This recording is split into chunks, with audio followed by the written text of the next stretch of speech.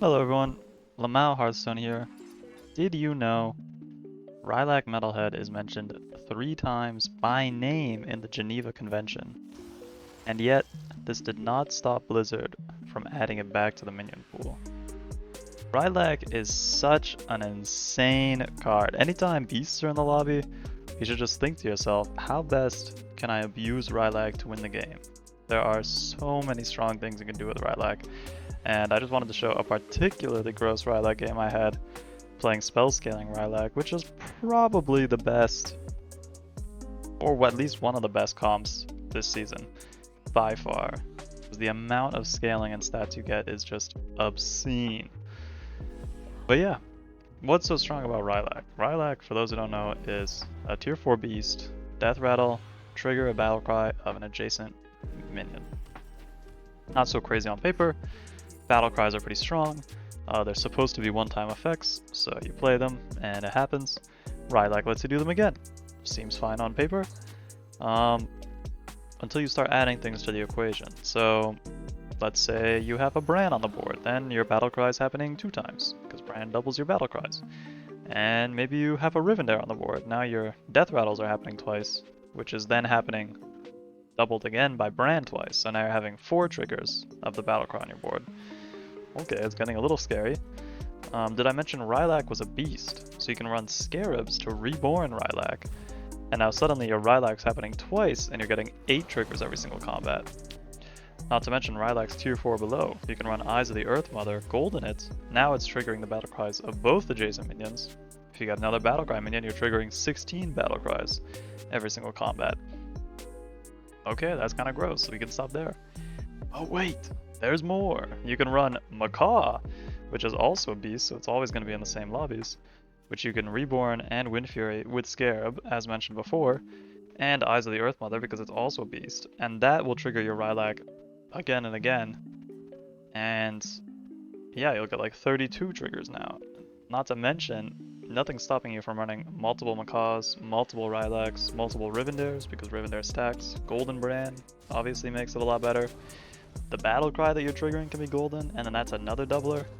It gets really, really disgusting really fast, especially with battle cries that benefit you outside of combat. So obviously, stats you gain in combat don't save. So if you're triggering like a Queen's Guard and you don't have anything to save the stats on, you'll get a really, really ton of huge stats and then it'll go away. But there are battle cries that give you value outside of the combat. All the money making ones are amazing. Tiger Shark, for example, also in beast lobbies. Fill your hand with a bunch of money, a bunch of beasts. Those can be Scarabs, those can be Macaws to help make your Rylak setup even better. Very good. All the spell scaling Chroma Drakes are amazing, which is what this build is focused around. So Battle Cry, I think it's the red and the black Chroma Drake. Give your Tavern spells a health and an attack respectively. And yeah, the spell scaling you'll get is permanent even if it happens in combat, which is great because it's a way to benefit from all the Rylak procs in combat while keeping the stats outside of combat. Other notable ones are Shop of Demons have a great time because you can Rylak the 2-drop that puts fodders in the tavern, or the 5-drop that buffs your fodders in the tavern, or even like a Felemental, something simple like that. You just give your tavern 2-1 every battle cry to just buff your shop naturally, and since you're buffing your shop in combat, it keeps the stats because they aren't stats that are happening in combat, if that makes sense at all. Anyways, here I picked Thorum and Beatboxer because I was inspired by Lamau Hearthstone's recent video where he played Beatboxer. Unfortunately, I'm not moving like him, so I don't know why I did this. This was very greedy and stupid of me, and I ended up just selling this Beatboxer for gold. Should have read the title of the video, but that's okay. You can see it's turn 4, we've tripled into a Rylak. I didn't even have a single Battlecry minion on my board when I saw this Rylak, and I still thought to myself, yeah, that's probably worth getting. There are just too many good battle cries in the game at the moment. Even something as simple as a Shell Collector, tier 2 Naga, battle cry, get a coin. You just fill your hand with coins. You're just making $1 every turn. $1 that not only counts as a tavern spell for things that care about that, but you can also save in your hand. It's kind of like stored money, so you don't have to waste money while leveling and things like that. But even if you do have to waste money, you can run like Busker. Tier 1 Pirate, battle cry, get a gold next turn. It'll happen in combat, and at the start of your next turn, you'll get a gold. The other nice thing about Rylak is it's just a good Tom minion. So you can run Avenge setups, it naturally kind of protects everything you're doing. Like you see here, I pick a nice Avenge guy because I still think I might be going X and I'm keeping my options open. This is the only battlecry I have, so it's the only thing I'm Rylaking. The other Chroma Drakes, like the ones that give stats, like this one in shot, I believe gives 1/3 to your whole board. I wouldn't recommend Rylaking because it buffs other dragons, not itself. So maybe as like a desperate effort if you really need something. But the best Chroma Drakes to dupe are the spell scaling ones, and then the blue one is also nice because some of the 2-cost spells are money in between all the ENR's bounties you'll get. So yeah, Rylak is an insane card, and you should always look out for him. He's even good just within beasts. Like, Rylak is such a comp-defining card for so many different things. Talk about like Beetles, for example. Beetles are an amazingly strong beast comp. There's 2 ways to play Beetles. You either run Rabid Panther and you get a lot of beast generation, or you run Rylak Fellhorn and you hurt your moths a lot that way. But the way you make a lot of beasts in Rabid Panther is also Rylak Tiger Shark. So it just all leads back to Tiger Shark. Or no, that all leads back to Rylak. That all leads back to Tiger Shark because Tiger Shark finds you Rylak, but then it all leads back to Rylak. It's just so strong at what it does, and I don't know, anytime anything gross ever happens in this game, double check to see if there's a Rylak in the comp. Even elementals are amazing, like there's so many shot buff elementals you can run that you can Rylak. Rylak Portrait, this trinket here, absolutely broken because Rylak's broken. Not only does this make your Rylaks better, but it gives you a Rylak. Insane to me that this is a trinket. The first time I saw this when it was announced, I had to like show it to all my friends and be like, I'm not tripping, right? This is absolutely insane. And it is. It is absolutely insane. And you'll see why in this game. The reason in this lobby why I'm greeting so much for spell scaling is because A, worst comes to worst, I just play a few spells on my Divine Shield minions. It gives me some tempo, I can stabilize a little bit, I don't actually have to play spell scaling. Best case scenario, I find a money battlecry to replace this dragon, and then I can run that instead. Start making money. Money is always better than scaling in the early stages of the game because you can find your scaling faster and your actual payoff for your scaling, because right now obviously I have no payoff. So yeah, but I'm happy to run it because there's a lot of spells you can run, and there's even spells in mechs. Like there's the guy that gives you Sanctifies, which is a spell that buffs all your Divine Shield minions by like 6-2, I think it is at base, 5-2 at base, and so you never turn down spell scaling. It's never a bad thing to have. You're always going to be playing spells, whether you plan to or not, and you'll just get a few free extra stats that you wouldn't otherwise. But yeah, this is a particularly good spell scaling lobby. Anytime you see Nagas and Dragons, it's probably going to be a spell scaling lobby just because there's 2 5-drops that give you spell scaling really easily, as well as all the payoff for spell scaling is in those tribes. So think Hide Mistress and Ring Bear are the particularly noteworthy ones. But honestly, if you have enough spell scaling, you can do whatever you want. You can play the Amalgam, Tea Party Amalgam. You can reborn that guy with Scarabs as well. Make 10 Tea sets a turn. That's fine most of the time. You can run Tsarina with Sanctifies, like I mentioned. If you have a lot of health scaling, suddenly your Sanctifies are making your minions huge, and Tsarina's giving them a lot of attack. You can even run shot buff Quillbores. I mean, I know people hate on shot buff Quillbores, and they're probably right to, because it's kind of hard without demons in to eat the shot, but the nice thing about them is they have great battle cries. You can scale your spell scaling with like the battle cry, your blood gems give an extra health guard, and then you can start buffing the shop. It'll work with spell scaling and blood gem scaling, so you can run both. There's even the battle cry shop buff guy that you can run with Rylak to help buff your shop. So just so many options with Rylak. I am never sad to see Rylak portraits, unless that's truly like a absolutely barren battle cry lobby, like it's nothing in sight. But most of the time, it's just amazing. Even mechs, like I've seen people run Rylak with Clunker Drunker just to like spam out magnetizations on everything randomly. There's so much you can do with it. There are a few things I would be careful of with Rylak. Make sure some minions are very good to Rylak, but they can target the enemy minion. So the funny thing about Rylak is the targets are random if it's a choice target. So for example, Battle Cry, this gives a minion 2/2. That could be played on your opponent's minions in combat. If it doesn't say friendly minion, be very careful about Rylaking it. Though if one that I always think of is Busker, I believe it is, the 4-drop pirate that gives health based on how much gold you've spent. Amazing card to Rylak because it'll save how much gold you spent during your turn in combat. Really bad if you're against another pirate player, because sometimes you'll just give them 100 attack and lose the combat and take a million. You gotta be careful too with things like Percussionist. Amazing Rylak target. Get a demon every turn, who doesn't want that? Maybe multiple of that? If your Rewinder dies, you're getting random demons and you're taking the full damage, and the damage is saving after combat. Everyone has killed themselves with Rylak Percussionist, and if you haven't, you will one day, and you should mentally prepare yourself for the sadness you'll feel looking at all the demons in your hand as they kill you.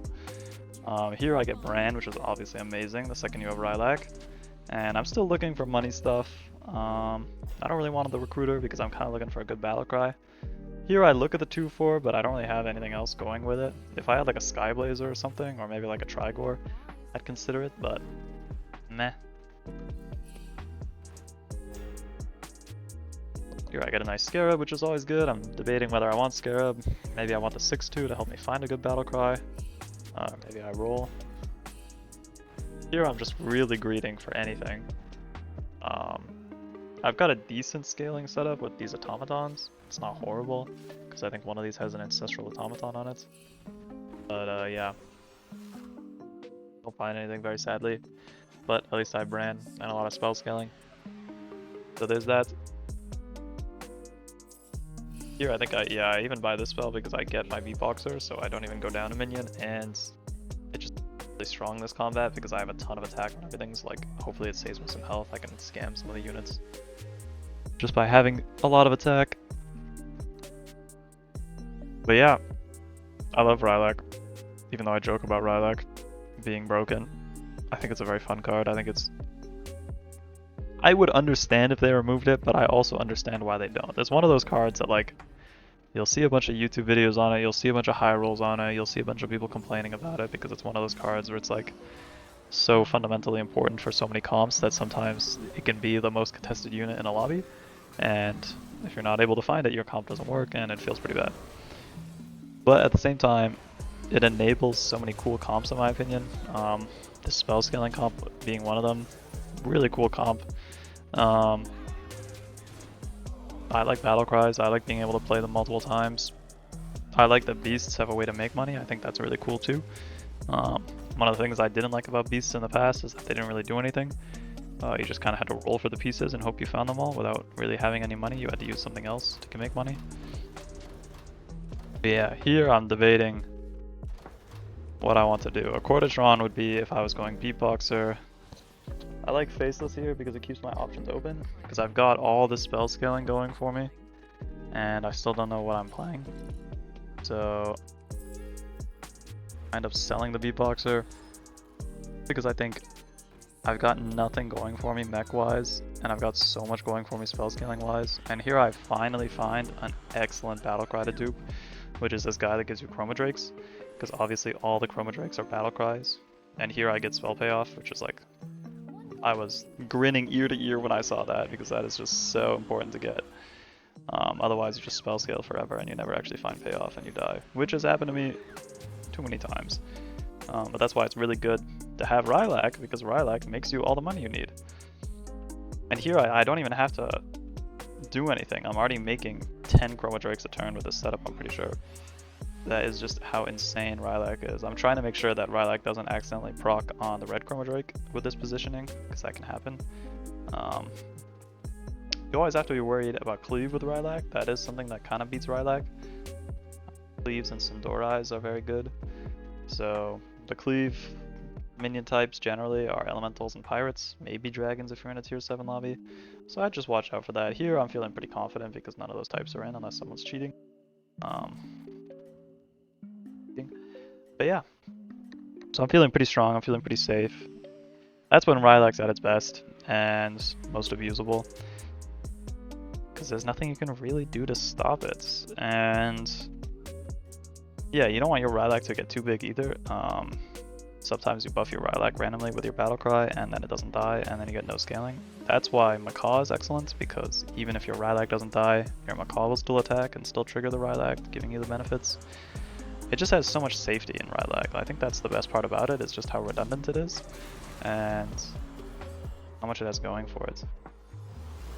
Here I lose because I've got all bark and no bite. I've got absolutely 0 health scaling and just a million attack scaling. But you can already see my hand is full by the time the last Rylak dies. Like, it is so crazy to me. And obviously I have the trinket and I have brand, but that trinket could be a Rivendare and the same thing would be happening. Or my Rylak could be golden and the same thing would be happening. There's just so many ways to do it. And having this setup this early too is also excellent, because the thing about Rylak setups is you need a little bit of time to let them cook. There are like a few where like you get the combo, you're enormous, you're winning the game instantly. Here I just have a golden queen's guard. Like I said, this is a high roll game. You don't have to do all this. This was excessive to say the least. I don't think you need to do all this, but this is how you would do it, is you just run a brand, you run Rylak, you get all this money, and then you are able to high roll and you are able to find all this stuff because you're making 20 gold a turn when everyone else is only making 10. Sometimes even more if you're getting battle cries from the battle cry thing. Here I roll into Rivendare immediately. Poet is good in this comp, and I roll past that first Poet, which, I don't know. I think in this comp specifically, you get so much spell scaling, and that's kind of the permanent stats that you don't really need the Poet. I could see an argument for Poet, and maybe if I had Ring Bear, which is like a Naga Dragon, I would keep the Poet. Here I decide to faceless the Rylak because I've got 2 battle cries that I really want to proc, and I roll right into the eyes immediately after, which is a little sad, but it's okay because I can always eyes my Macaw. But this is kind of the dream setup, where you've got a golden Rylak, 2 battle cries you're happy with next to it, and a golden Macaw with Bran Rivendare. So now, to finish the comp, like the pièce de résistance, so to speak, is running a black Chromatrake so that I can get some health scaling on all my spells. That's what I'm missing right now really badly. So that's why I'm still running this 5-drop dragon, rather than just running both Queen's Guards and buffing my board a ton, is because I'm not actually winning the game yet. I still need a bit more scaling. So I'm hoping I'm going to get a black Chromatrake from this 5-drop dragon. But you can already start to see here, this guy's kind of got the same idea, you know, but he hasn't found Rylak yet. That's his issue. So he's got the Maelstrom, he's got the Bran and the Rivendare and the Ring Bear. He's trying his absolute best. He knows what he wants, and he's trying to get there, but he's just not quite there yet. And it's actually really funny because this guy has a ton of health scaling and I have a ton of attack scaling. So it's really a battle of the ages here. It's just so silly. You just get so many stats. And I mean, you can already see, like, even if you aren't running Rylak, the Chromadrakes are just so strong for spell scaling. Like, you can run an end of turn, get 1/1 spell scaling. You would have to wait 25 turns to get this much attack. And I'm about to get like 10 more just by playing these red Chromadrakes. It's crazy how strong they are. And they're so easy to get with that 5-drop dragon too, being a battle cry and a death rattle.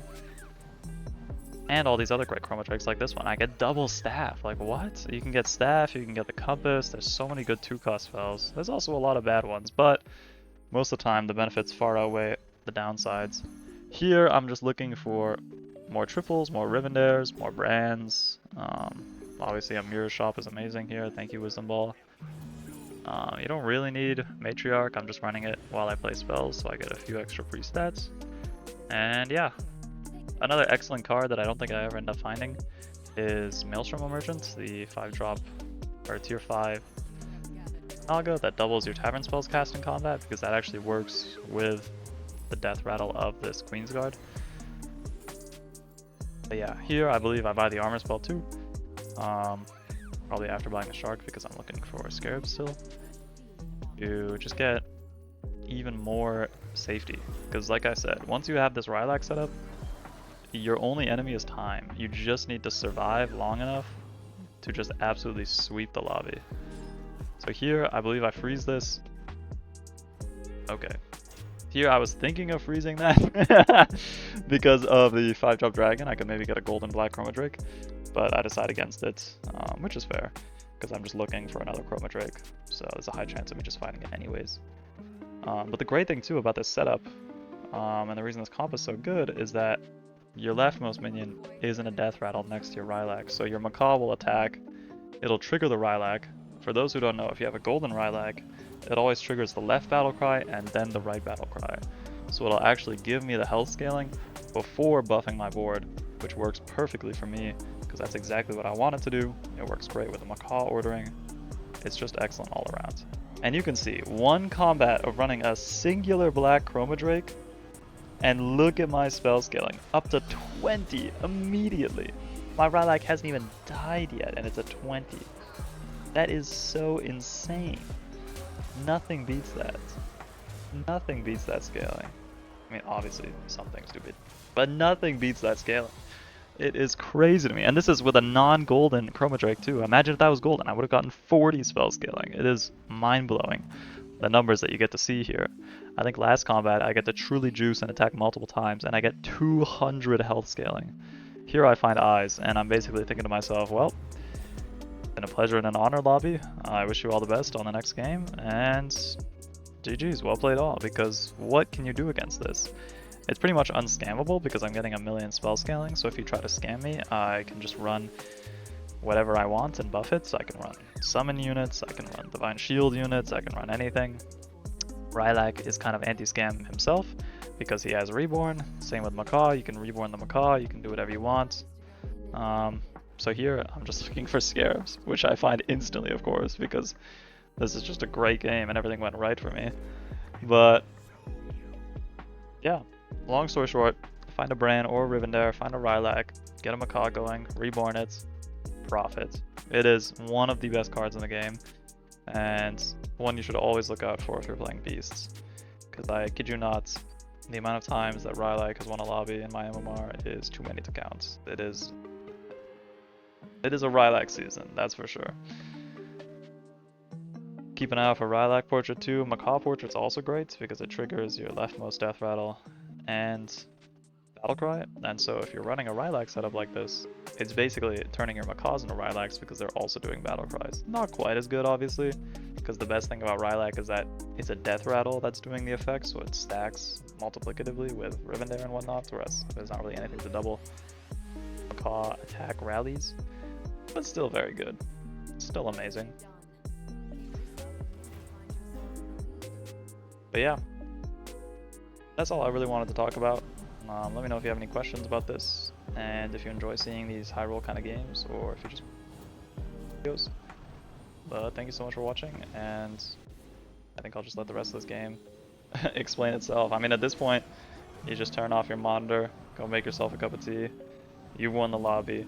You don't need to do anything else. The only other thing you can do is sometimes you get too much health scaling, not enough attack scaling, and then you just swap out the Chroma Drakes, but I always like going for too much health and too much attack, because then you get to attack multiple times with Macaw, and you get to really abuse the fact that Macaw can attack multiple times, and Rylak can be procced multiple times. So yeah, thank you so much for watching if you made it this far. Guys, later. Have a great day.